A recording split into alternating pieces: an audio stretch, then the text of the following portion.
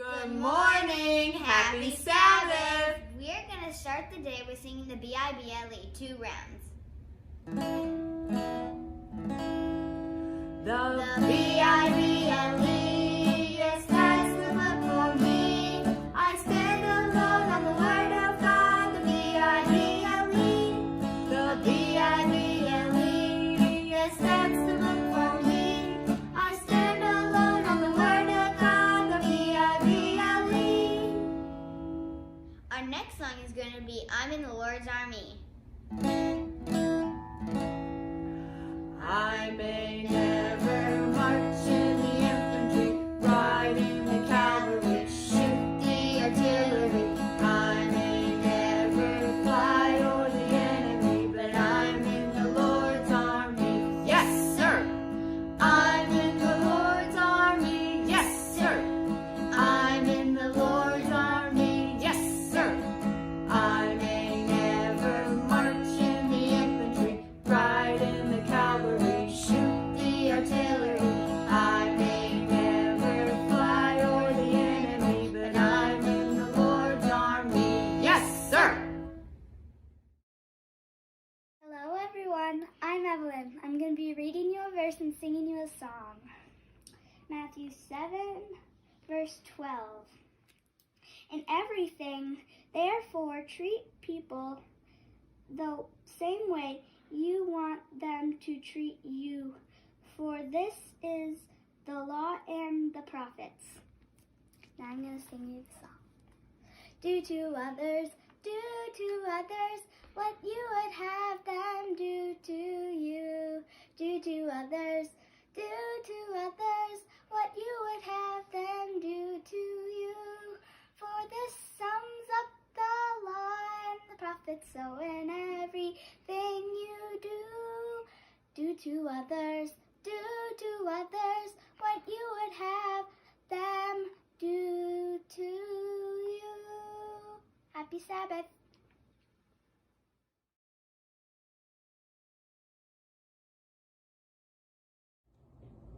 Good morning, everybody. Happy Sabbath. I'm here with another story for you. The title of this one is Living in the Hospital, and it's about a young man named Thomas. This story takes place when Thomas is 5 years old. Are you ready? Let's read.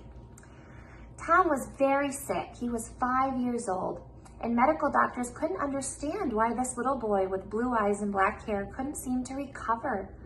He coughed, suffered a fever, and complained of chest pains. He stayed in the hospital for a while, and when he felt better, he went home. But then the cough, the fever, and the chest pains, they always returned, and he would end up back in the hospital. He was hospitalized 15 times in 1 year. A doctor took x-rays and did blood tests to diagnose the illness, but nothing worked. Tom moved into the hospital when he was 6. He was way too sick to stay at home. Father and mother just prayed and prayed, and they slept in the boys' hospital room. Tom grew worse, and the doctors began to avoid his mother. He liked to share good news with the parents, but he didn't have any good news about Tom. Mother confronted him one day. "Why are you avoiding me all the time?" she asked. The doctor looked sad. "Because there isn't anything we can do," he said. "I'm very sorry, but you need to let your son go." Mother quietly went to Tom's bed. The boy sensed that something was different. Mother seemed to know something new, and he saw tears in her eyes. He looked out the window. It was winter, and children were joyfully racing their sleds down snowy hills. Smiling parents hugged their children. "Mommy," Tom said, "I think I'll never be healthy again. Is that true?" "Doctors have done everything they can," she said. "Only one doctor is left who can help. If you believe in him, he might heal you, but you need to ask." Tom understood that Mother was talking about Jesus. He and Mother knelt beside the hospital bed, and he prayed his first prayer in his whole life. The next day, Tom felt a little better. Day after day, he felt better, and in 6 days, the surprise doctor announced that he could go home because Tom was well. Several years later, Tom learned why he had been sick. His father had contracted a parasite during his visit to Australia, and the parasite had been passed to Tom. It had embedded itself into his lungs, and they'd never seen anything like that before in Poland. Tom has never been hospitalized again, but he goes to the hospital nearly every day. He is a lung doctor now, and he treats people who have lung problems like he used to have. When he studied to become a doctor, he saw how God saved his life, and he tested his own lungs and found no scars. And after such a lengthy illness, there should have been scars. Tom realized it was a miracle. He's finishing his residency and thinking about becoming a missionary doctor. He wants to help others, just like doctors and Jesus helped him. Maybe God has a mission for me to do, he says. I feel like I have received the great loan from God that I need to repay. One day I will know my mission. I thought this was such a great story, and it touched my heart because we do serve the greatest physician of all, the greatest healer, the greatest comforter. And I've had to cling to Jesus lately because just several weeks ago, my grandpa was diagnosed with cancer. And it was really hard to hear. And so my family is praying for a miracle, just like Tom. And we're hoping to receive one for him. And if not, we'll trust God's timing and we'll trust his will. So I hope that you guys always remember to cling to Jesus and his promises. Cry out to him in times of trouble and in times of when it's going good. And he will be there for you, just like he was there for Tom. And like I'm praying, he'll be there for my grandpa. Have a happy Sabbath, and we hope to see you soon. Hi, and good morning, Cadillac Primary Sabbath School class. I'm here again to remind you that we made a commitment to sponsor Manor down in Guatemala.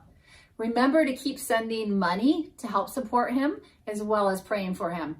I even brought my laptop as a reminder that you can go online to AdventistGiving.org. Find where it says Cadillac SDA Church, and then look at the tithe envelope that's online. It will say Primary Sabbath School class, and you can give that way. Thank you. I hope you have a wonderful Sabbath. I'm Ezra, and today our verse is Isaiah 41:13. For I, the Lord, your God, will hold your right hand, saying to you, fear not, I will help you. Bye. Hi, good morning, Cadillac children, adults, and anyone else that might be watching us this morning. Happy Sabbath, everyone! We are so happy that you're here, and we're going to learn more stories about Daniel and his 3 friends. Now let's do just a little bit of a review. So who remembers last week where our story left off? Anyone remember? Alex? About the statue? Yes, right? King Nebuchadnezzar had his dream, and we learned about what the dream meant. Remember, he asked the most difficult thing ever. He asked for his wise men to not only tell him the meaning of the dream, but first they had to even know what the dream was. That was impossible. Impossible for everyone except who?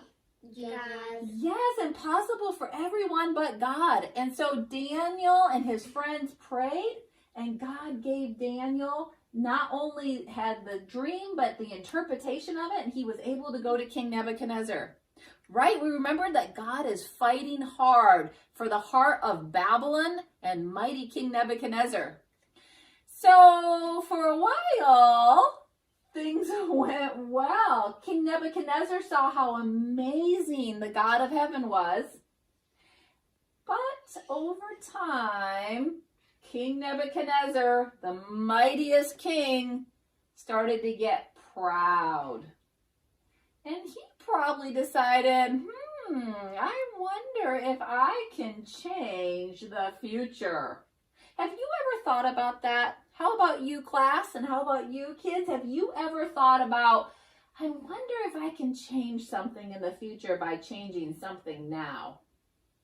Kind of fun to think about, isn't it? So King Nebuchadnezzar decided that he was going to be a powerful ruler, not just for a little while. Do you guys remember the dream? In the dream, Babylon was what part of the image? The head of gold. Babylon was the head of gold. But Nebuchadnezzar decided he didn't want any other kingdoms to come.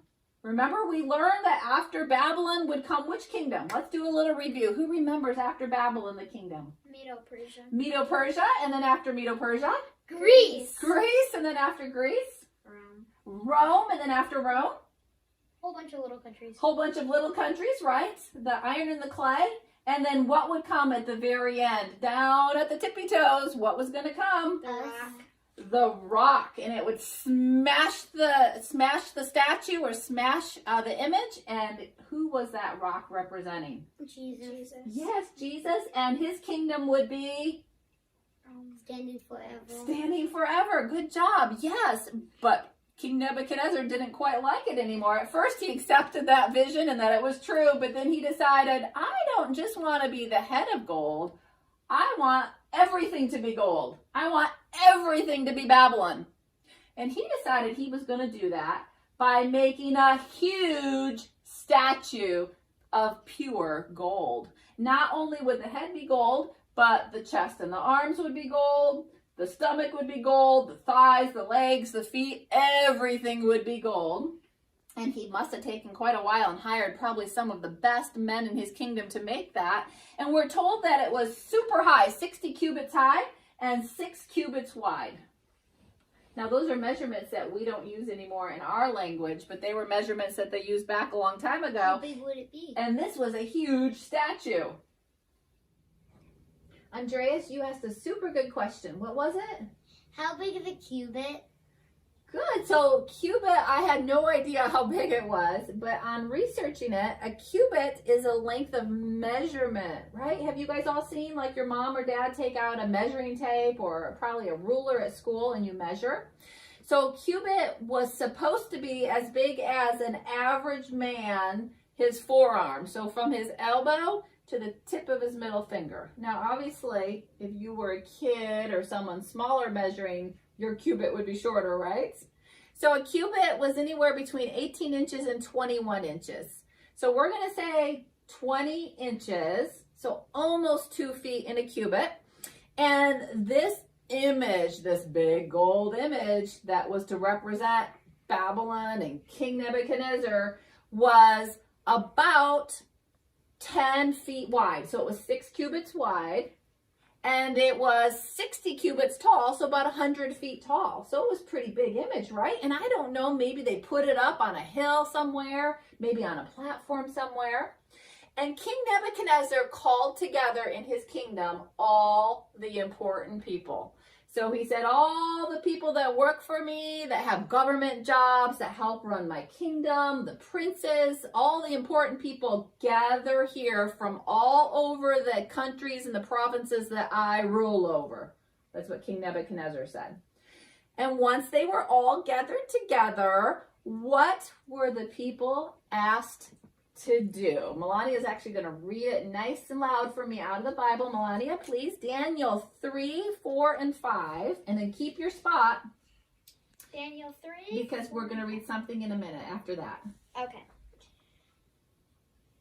Then a herald cried aloud, "To you it is commanded, O peoples, nations, and languages, that at the time you hear the sound of the horn, flute, harp, lyre, and psaltery in symphony with all kinds of music, you shall fall down and worship the gold image that King Nebuchadnezzar has set up." So Daniel and his 3 friends had a decision to make. Now in this story, Daniel's not included in this chapter. So although we're in the book of Daniel, there's no mention of Daniel in this chapter. So I don't know where Daniel was. Maybe he was off way far away doing some work for the king, but for whatever reason, Daniel sounds like he wasn't able to be there, but his 3 friends were there and they have a big decision. Let's do a little review. Who can remember the names of Daniel's 3 friends? Yes. Shadrach, Meshach, and Abednego. Awesome, way to go. Now, those were their Babylonian names. So here's a good trivia question. Who remembers their Hebrew names for those three friends? Who remembers? Hananiah, Mishael, and Azariah. Way to go. Good job. And who remembers Daniel's Babylonian name, even though he's not in this story this week? Belshazzar. Belteshazzar. Yes, you were so close. Just a T in there, right? Belteshazzar. Good job. So lots of names going around, but they're all the same people that we're studying about in our lesson. So Shadrach, Meshach, and Abednego, they hear what the king has said, and they have a choice to make. Now, we've been studying about Daniel and his three friends, and we've already learned something really, really important. Now, this is super important for especially all the kids listening, because you have a chance to really get this right. You have a chance to build on this while you're still young, and I'm going to tell you a secret. Good habits are easier when you're young than when you're older. It's truly the truth. I promise you, as an adult, children, you have to listen to me. If you can learn good habits when you're a kid, it will make your life so much easier than if you have to try really hard to learn them when you're an adult. Have you ever heard the expression, it's hard to teach an old dog new tricks? Right? When you're older, sometimes it's hard to learn new things. You can, because God is still powerful. He can even take adults and help us learn good, healthy habits. But if you can learn them as a kid, that's the best way. And we have already learned several times where Shadrach, Meshach, and Abednego have made really good choices. What's the first really good choice that we learned? Do you remember the first story? Eating good healthy food. Yes, right? Eating good, healthy food and drinking healthy water. We talked about it might have sounded like a small thing, but when you take a step down the wrong path, you end up taking often more and more steps down that wrong path, and before you know it, you're going way off in a bad direction. So by doing what looked like a small thing, they were building character on how to trust God. What's another thing? This one might not be quite as obvious. What's another place in the story that we learned last week that show that Shadrach, Meshach, and Abednego with their friend Daniel were learning good, wise decisions and building character where their hearts were always directed towards God? Do you remember? There was a decree from the Babylonian king saying all my wise men will die, right? If they can't tell me my vision. And what did Shadrach, Meshach, Abednego, and Daniel, Belteshazzar, do? They prayed. They prayed. So we have learned what about these young men? They have learned to pray and trust God even when the situation is hard. And they've learned, even in small ways, to make good choices and honor God. Isn't that wonderful? And that's what we need to learn. And I hope that's what all of you are learning, adults and especially children. So now they're here and they hear the announcement. Everyone has to bow and worship this image made of gold. They have to make a decision who they're going to trust and what they're going to do. Now, I don't think they had a lot of time to make that decision. Is that why sometimes it's good to practice doing it in small things? Because sometimes you might have a big decision and you have to make a decision quickly. They didn't have time to really think about it for a long time, get together and say, what are we going to do? I think this all happened very quickly. Melania, could you read Daniel 3:6 nice and loud? And whoever does not fall down and worship shall be cast immediately into the midst of a burning fiery furnace. So does that sound like fun? No. Sounds actually really scary, doesn't it? I brought a picture of a fire. Now, this is not a fiery furnace. This is just a fire in your fireplace. But could that really hurt and burn if you accidentally got into the fireplace? And this was a much bigger fiery furnace that they would be thrown into if they did not listen to the king. So again, they had a big decision. And we had just read prior in Daniel 3, 4, and 5. Melania, can you read one more time about the musical instruments? Can you find the place where it mentions musical instruments in Daniel 3, 4, or 5? Yes. What's it say? Daniel 3, verse 5. That at the time you hear the sound of the horn, flute, harp, lyre, and psaltery and symphony, with all kinds of music, you shall fall down and worship the gold image that King Nebuchadnezzar set up. So they were going to play lots of musical instruments. Now, when you think of music, is music a good thing or a bad thing?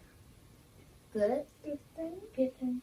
It can be a wonderful thing, right? I think that music can be such a blessing. But is there times, class, that music is not always a good thing? Can you think of times or kinds of music that maybe aren't so good? So isn't it interesting that they were going to make this decree that when you hear the music, you have to bow and worship? Do you think it was the kind of music that would help them think clearly and make good choices?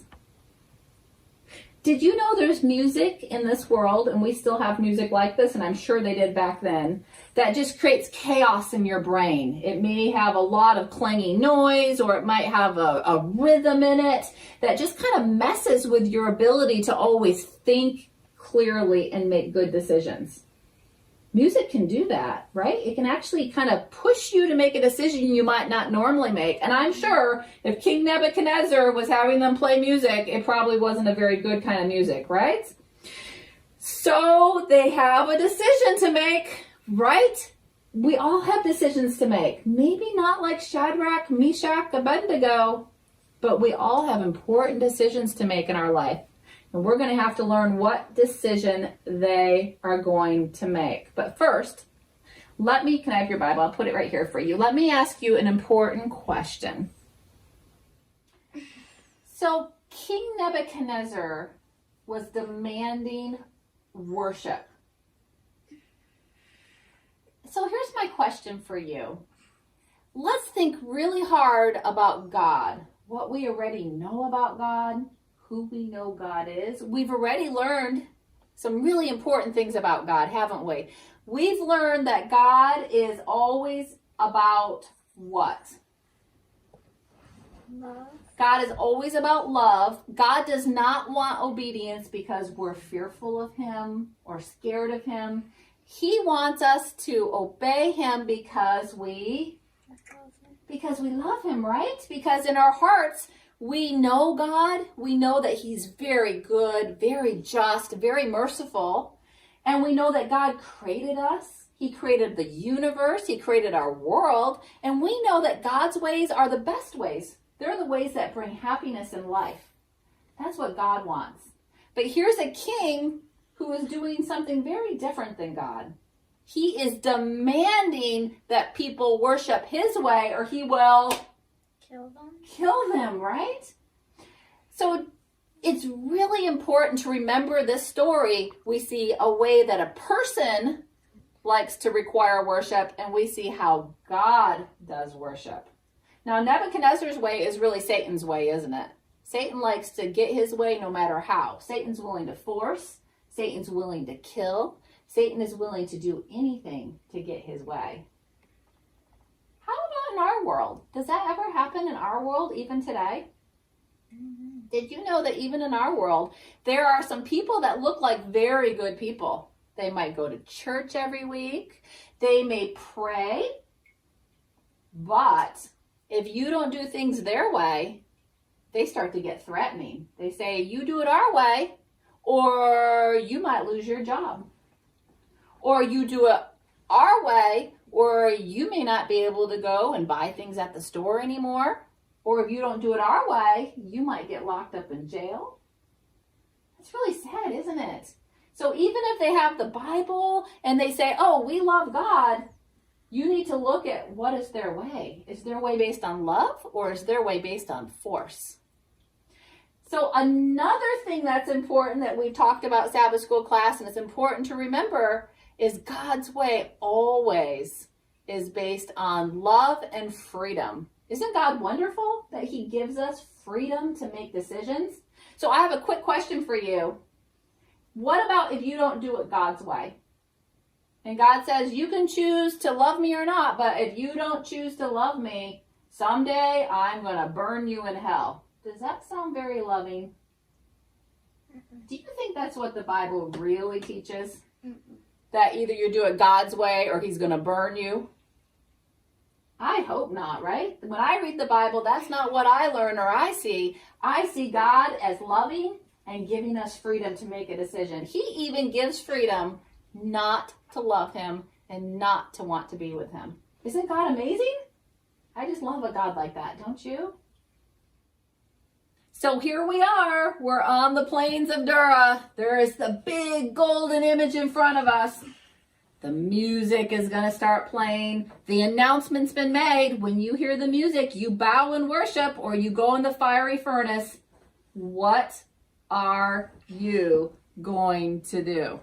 You have to make a decision. Make it quick. Who are you going to follow? Are you going to follow King Nebuchadnezzar or God in heaven? The music played.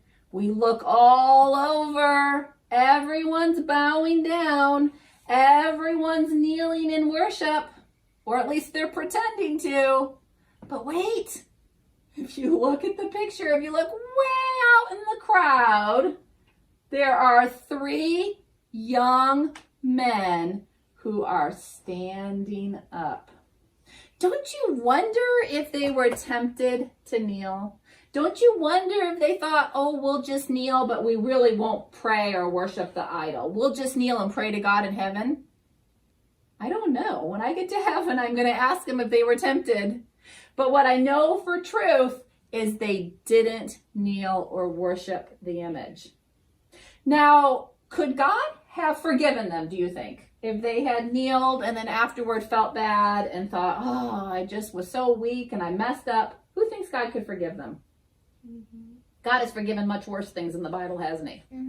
But what a chance to witness, right? They would have missed a huge witnessing opportunity. Remember, these Hebrews were missionaries in Babylon. And we are going to learn what happens to them, because this is one of the best amazing stories in the whole Bible, I believe. In fact, if you said, quick, tell me your favorite story in the whole Bible, this would be one of the first ones.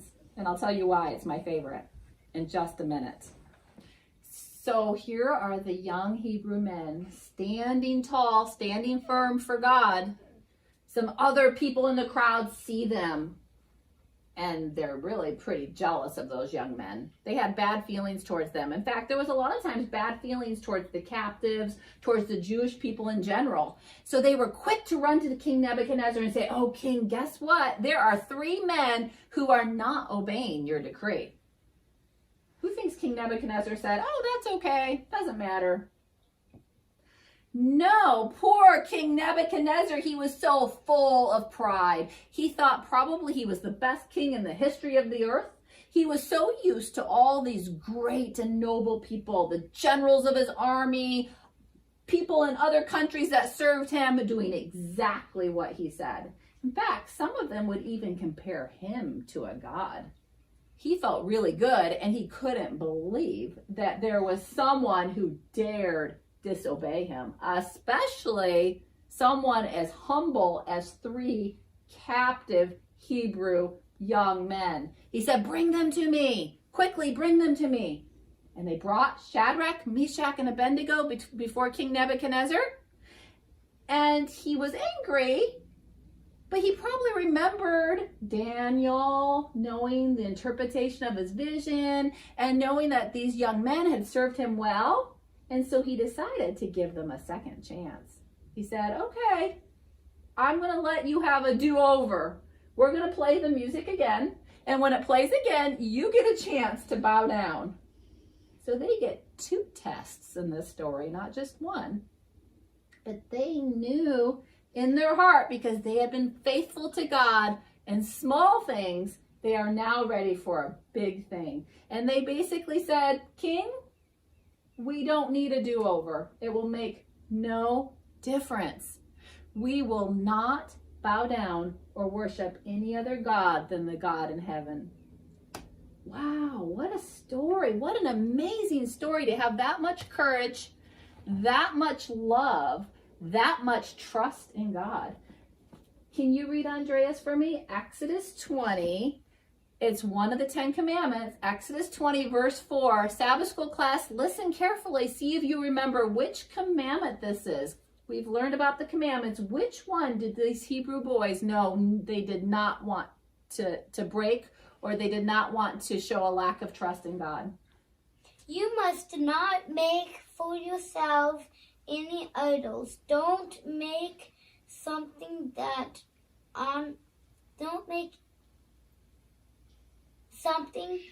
that looks like anything in the sky above or on earth, below or in the water, below the land. You must not worship or serve any idol. Good, thank you.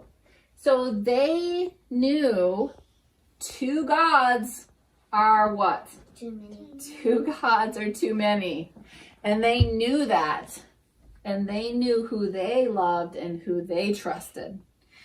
So they said, we won't do it. And the king got super angry. So he went from kind of angry to super angry. Who would want to be before a super angry king who held all the power? So he said, heat up the fires, make them even hotter. In fact, he said, make them 7 times hotter than they originally were. And I bet they were really hot to start with. In fact, he said, take ropes and bind them up. He must have thought they would fight, right? Not to be thrown into the furnace. Do you think they fought against it? No, so they bound them up. And the soldiers, he got big, strong men to come, and they carried them, and they threw them in the furnace. And in fact, we're told the furnace was so hot that what happened to the soldiers and the strong men that threw them in the furnace? They immediately died. They died. They were overcome by the heat, and they couldn't escape it, and they died as well. King didn't care about that. He just cared that those 3 Hebrew men who dared to go against his decree were wiped out and killed. But this is why this Bible story is one of my favorite stories in the whole Bible. So who thinks that Shadrach, Meshach, and Abednego dies in this story? Probably all of you have heard this story before as well, and you probably even know the ending of this story. But let's think about how amazing this story is. So first, when you think about what Shadrach, Meshach, and Abednego told the king, they basically said, no, we don't need a do-over. We're willing to die. The king said to them, you have no God powerful enough to save you. That's what he thought. He thought he was the most powerful. And Shadrach, Meshach, and Abednego said very nicely, even if we die, our God is still with us. But we know our God can save us if he wants to. So Shadrach, Meshach, and Abednego could have died in our story, right? If they had died in our story, does that mean that God loved them less than if they live in the story? When we die on this earth, what's the Bible call it? Sleeping, right? There's times that Jesus lets us sleep on this earth. That does not mean he loves us. In fact, we've been listening to some stories. Do you remember some of the stories that we've been listening to from Voice of the Martyrs? Mm-hmm. And in those stories, what happens to a lot of the missionaries in the stories? They die. A lot of times when they've been going to foreign countries to be missionaries to people who have never heard about Jesus, a lot of times they're killed, aren't they? So that has nothing to do with God's love, whether we live or die. Can you be a missionary through your death? Do you think you can be an example and touch people's hearts through your death? In a lot of the stories from the Voice of the Martyrs, a lot of people come to Jesus through the death of the missionary. So whether we live or whether we die, what's important? Serving God with our whole hearts, loving God, trusting God, and letting God lead no matter what the outcome. So Shadrach, Meshach, and Abednego are thrown into the hot, fiery furnace. And everyone watches. And what do they see? They see something incredible. Alex, I know I've kept saying this over and over why this is my favorite story, and finally I'm getting to it. Alex, please read Daniel 3:24 and 25. And you listen, class, and see if why you can hear why this is my favorite, one of my favorite stories in the Bible.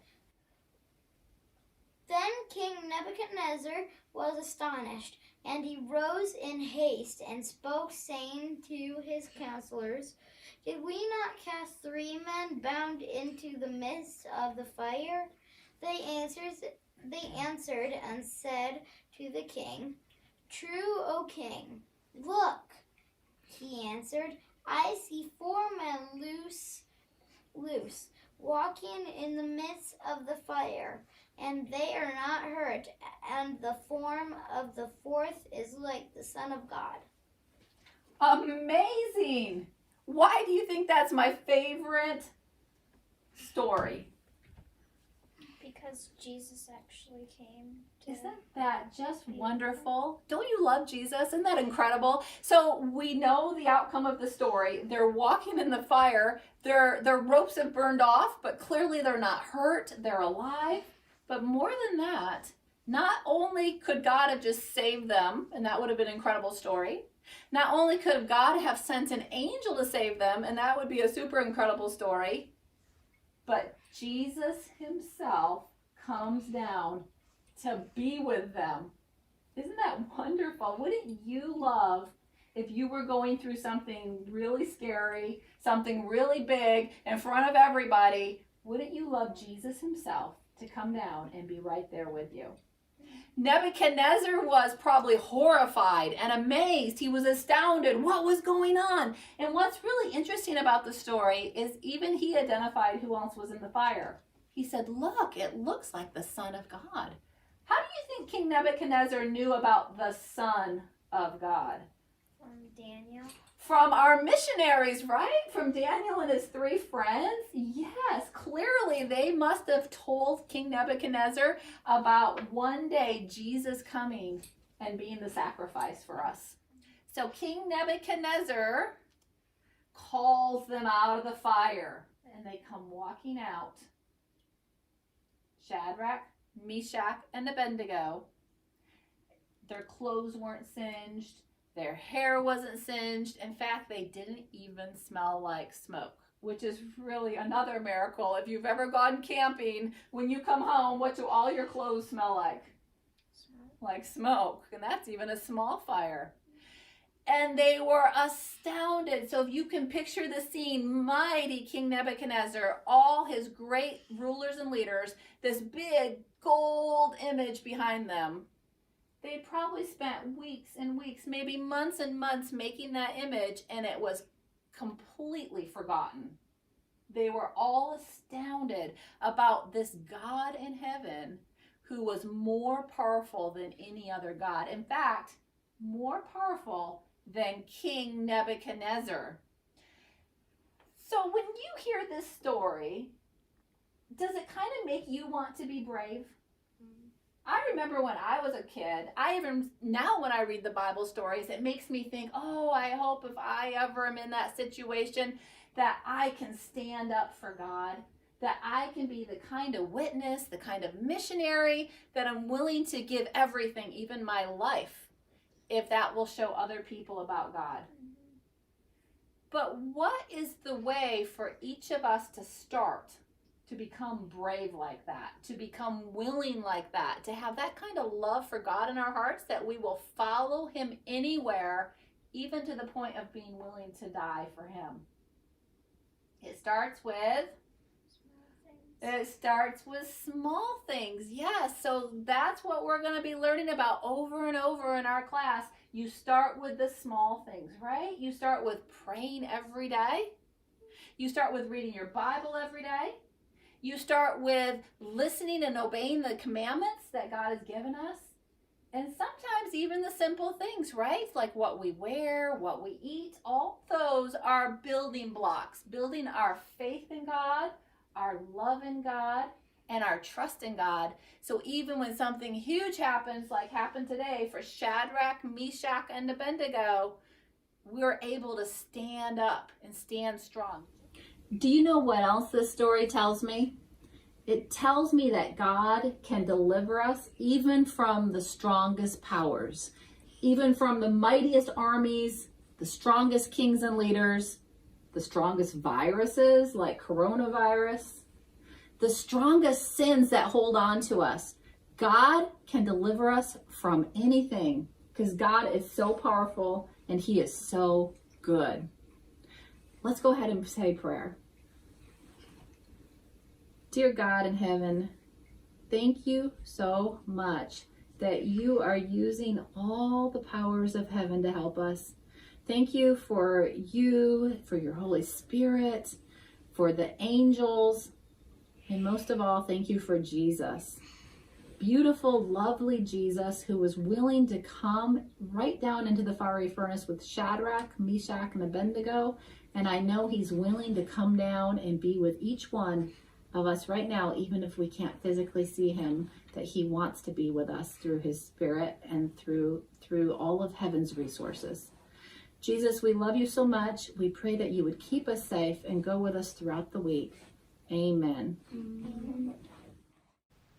All right, class, let's say our memory verse together one more time.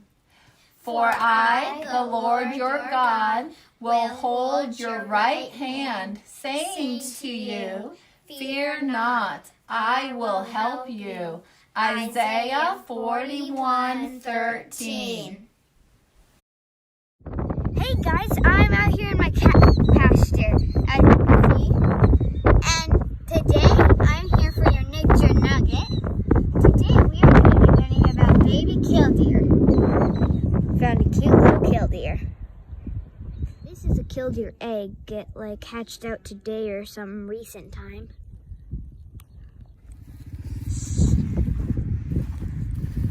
Baby killdeer are helpless. If an animal like a gopher or something came, it could just snatch them away, but their parents take good care of them.